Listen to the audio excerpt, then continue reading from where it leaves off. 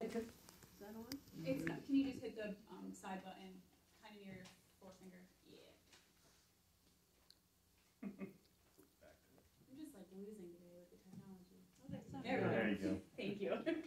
Bernie Spear, 5106 Chevy Chase. At the conclusion of each meeting, the chairperson addresses the public to brag of the progress this board has made, repeating the same 3 project meetings after meetings, trying to divert all the negative comments expressed during the meeting. I believe you as a board need to accept the responsibility for all the bad decisions this board has made at the taxpayer's expense.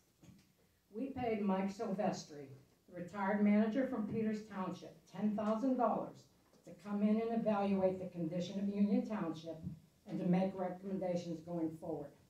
Mr. Silvestri conducted interviews for the position of manager, project manager, and made recommendations for 2 individuals with experience for that position. After the search was complete, Mr. Sweat recommended to the board an individual who was hired as a project manager at $75,000 a year with no experience as a manager, and the accreditation that he brought to this township was that he had a certificate as a ham radio operator. Mr. Silvestri's recommendations were ignored. That individual walked out of his responsibilities without notice, claiming hostile work environment that caused him health issues. He sued us, and we paid him a settlement. If his accusations were incorrect, why did the taxpayers pay a settlement to this individual? The next project manager was hired through a temp agency. His prior experience was as a realtor. Again, unable to handle the responsibility of the job, he was discharged. Then a zoning officer was hired through the same temp agency as the project manager, whose experience was in the insurance industry. She worked for a few months and she left. The board hired a secretary whose previous 10 years experience was in the home health care field, again, not advertising the position. After concerns over poor financial records, she walked off the job without notice. She filed for unemployment and the board did not deny her claim. All unemployment claims have an effect on premium costs, again, at the expense of our taxpayers. And by the way, she was a relative of a board member.